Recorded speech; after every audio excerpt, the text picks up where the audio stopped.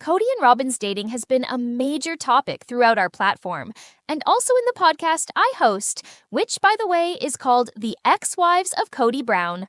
During the conversation on the tell-all, they brought up how Robyn and Kody's dating was seen as improper, against the norm, and non-traditional based on the standards of fundamentalist Mormonism. Usually, women join a family rather quickly, with barely any opportunity to understand the man, which is intentional. Many reasons are typically offered for this setup. One explanation given is that since he's already married, it's not proper for him to date or show romantic interest in other women. That's actually laughable if you consider the mental gymnastics needed to accept that idea, because by the standards of their belief system, his goal is to continually seek out more women to grow his kingdom. The higher his position within the church, the more wives he's expected to have, as certain numbers equate to greater authority and status in the religion. For instance, having 4 wives doesn't even qualify him to be an apostle. It takes 5. If someone wants to become a prophet, he must have at least 7. So having 4 wives doesn't even qualify someone to lead within the church, so suggesting it's inappropriate for a married man? Sure, if that's the belief they need to convince themselves with, then okay. But honestly, the actual issue with their connection was more about them being physically involved before marriage. Janelle even mentioned this, talking about how improper it really was. Robyn and Kody's dating period lasted far longer compared to any of ours. It's genuinely not suitable for a married man to engage in such an extended courtship. Their relationship stretched on for almost a year. Honestly, if I had been with Kody for a year before marriage, I'm not sure I would have gone through with it. There's a whole lot more to their romantic story than what we truly know. I believe that from the absolute beginning, their connection was a love story. That's just what it was, and they had to keep it secret.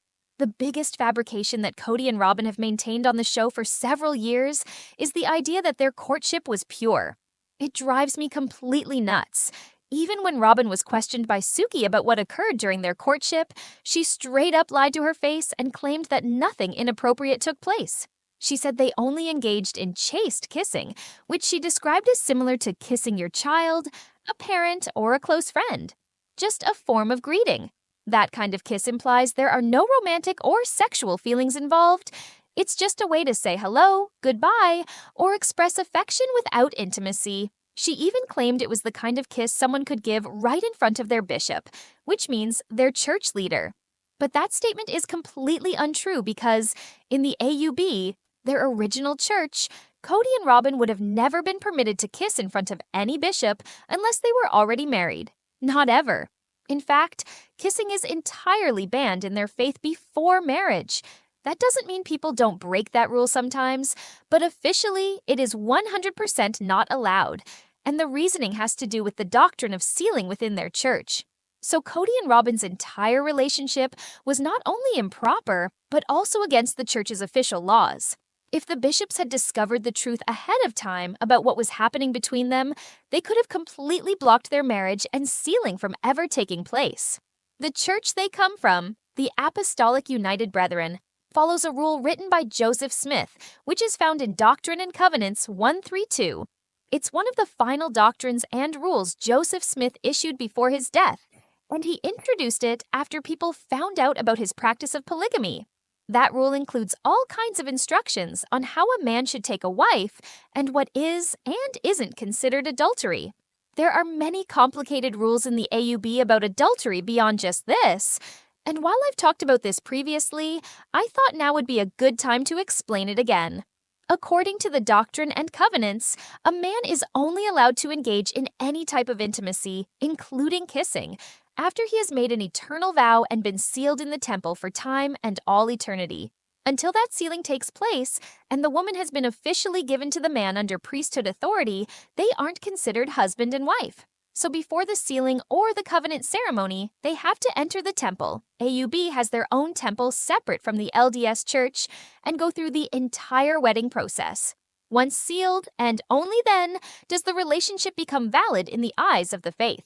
Under Doctrine and Covenants 132, it specifically says, I say unto you, if a man receiveth a wife in the new and everlasting covenant, and she be with another man, and I have not appointed unto her by the holy anointing, she hath committed adultery, and shall be destroyed. So if she hasn't received the anointing that comes with being part of the new and everlasting covenant, and then is involved with another man, she has committed adultery.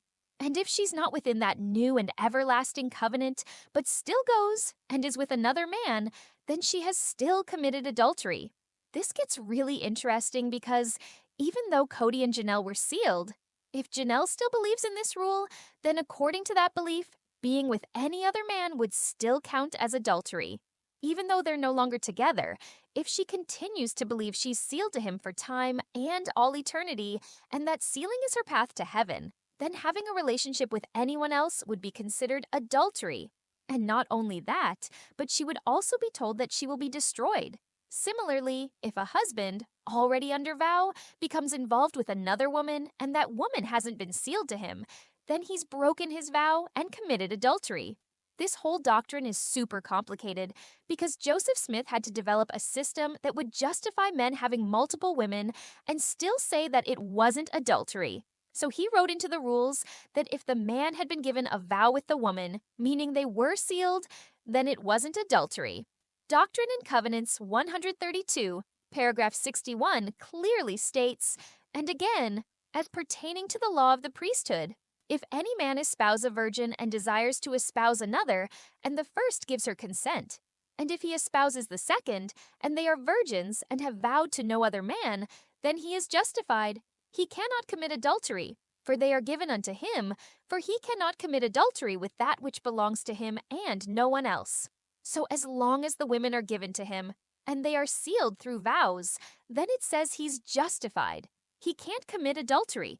It even says that if the man is given 10 virgins, he still can't commit adultery, because those women belong to him, and they were gifted to him, and that makes it all justified.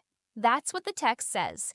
They are given to him, and it's justified. So adultery is never something he can be guilty of, since those women are his. But here comes the irony and the hypocrisy. If one or any of the 10 virgins, after being espoused, ends up being with a different man, then she has committed adultery, and she will be destroyed. Why? Because they were given to him to multiply and replenish the earth according to God's commandment, and to fulfill the promise made to the forefathers before the foundation of the world, and also for their elevation in the eternal world, so they can bear souls of men and continue the work of God so that he may be glorified. So she cannot ever be with another man, or she faces destruction. That's why, when we ask why these women stay or don't leave, or even after leaving never date again, the answer lies in how deeply they've been taught this. They're indoctrinated to believe that they simply cannot, and that their only way to reach salvation and not be destroyed spiritually, or even physically, is to remain loyal to the man they were sealed to. And if staying loyal means living celibate, then that's exactly what they believe they have to do. The word destroyed gets repeated many times throughout that doctrine. So not only does this covenant, this particular rule in Doctrine and Covenants, tell them how to be exalted, it also hands the men endless justifications to take on multiple wives because, according to the belief, they must. But for the women, they're told that their only mission in life is to multiply and fill the earth, and that's their entire purpose for being alive. Then, once a woman is given to her husband, she must obey his priesthood authority. She has to follow everything he wants, believe what he says, or she'll be destroyed. The text even says, "With your Lord your God, for I will destroy her." It adds, "I will magnify my name upon all those who receive and abide in my law." So the man can do whatever he wants, but if the woman doesn't submit to him or accept his spiritual authority, she becomes seen as a sinner within the faith. She becomes a transgressor, and punishment could follow.